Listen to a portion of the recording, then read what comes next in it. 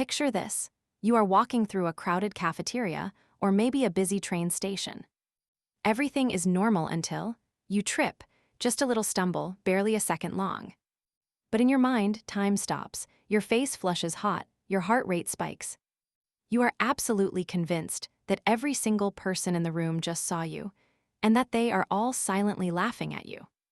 You imagine the text messages they are sending about the clumsy person who just face-planted in public.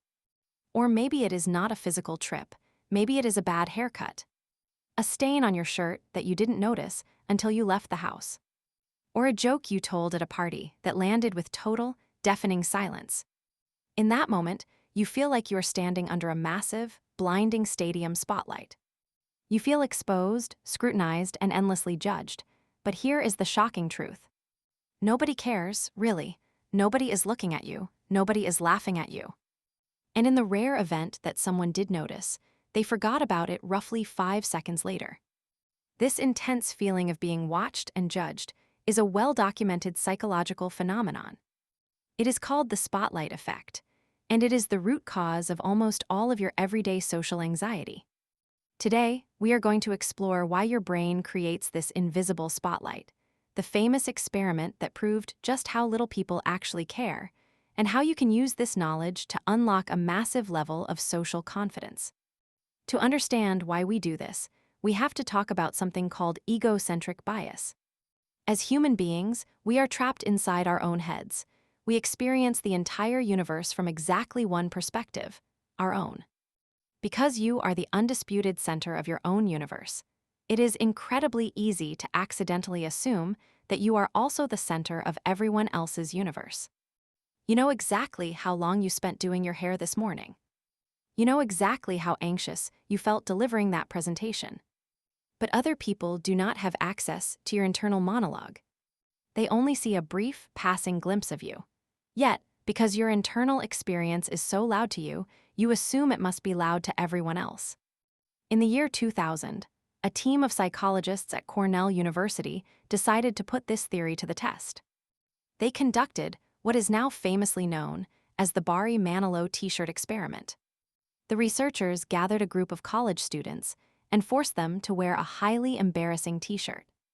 In this case, a bright, obnoxiously large picture of the musician Barry Manilow. They then made the students walk into a room full of their peers who were quietly filling out surveys. Afterward, the researchers asked the students wearing the shirt a simple question. What percentage of people in that room do you think noticed your embarrassing shirt? The students, feeling incredibly self-conscious, estimated that about 50% of the room had noticed and judged them. Then, the researchers went and asked the people in the room if they had noticed the shirt. The actual number? Less than 20%. The students had overestimated the world's attention on them by more than double. When we feel insecure, we project that insecurity outward. We believe the spotlight is shining directly on our flaws, when in reality, the audience isn't even looking at the stage. But why is the brain wired to care so much in the first place? If nobody is actually looking, why do we feel this paralyzing fear of judgment? The answer, as always, lies in our evolutionary history. For the vast majority of human existence, we did not live in massive cities with millions of strangers. We lived in small, tightly knit hunter-gatherer tribes of maybe 50 to 100 people. In that environment, your social reputation was not just a matter of ego. It was a matter of life and death.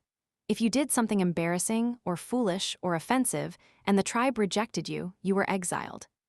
And being exiled into the prehistoric wilderness was essentially a death sentence. You could not survive alone, so your brain evolved a highly sensitive alarm system. It is designed to constantly monitor how others perceive you, and to sound the alarm at the slightest hint of social disapproval. Your brain would rather overestimate the danger of a social mistake than underestimate it. It is better to feel anxious over nothing than to be exiled from the tribe.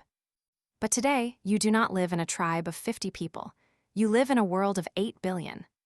If you trip in a coffee shop, you will likely never see those people again. Your survival is not tied to the opinion of the barista, but your ancient brain hasn't received the software update yet. It still treats a bad hair day like a life-or-death survival crisis. So, how do we break free from this evolutionary trap? How do we turn off the spotlight? The cure for the spotlight effect starts with a profound realization. There is a word in the Dictionary of Obscure Sorrows called Sonder. Sonder is the realization that every random passerby is living a life as vivid and complex as your own. That person sitting across from you on the subway is not an extra in your movie. They are the main character of their own movie. They are worrying about their own bad haircut. They are stressing over an email they sent to their boss. They are reliving an embarrassing thing they said 5 years ago. Everyone is so incredibly busy obsessing over themselves that they literally do not have the mental bandwidth to obsess over you. You are a background character in their story, just as they are a background character in yours. When you truly internalize this, it feels like a superpower. It is incredibly liberating. If nobody is watching, that means you are free. You are free to wear the clothes you actually like without worrying if they are trendy enough. You are free to ask the stupid question in a meeting, because even if people judge you for a second, they will forget it by lunchtime. You are free to pursue your passions, start that project, or speak your mind, because the crushing weight of public opinion is largely an illusion created by your own egocentric bias. The next time you trip in public, or stumble over your words, or feel that hot flush of embarrassment creeping up your neck, take a deep breath. Look around. Notice how quickly people return to looking at their phones, deep in their own worlds. Remind yourself of the Barry Manilow experiment. Remind yourself that the spotlight isn't real. You are the one holding the flashlight, pointing it directly at your own flaws.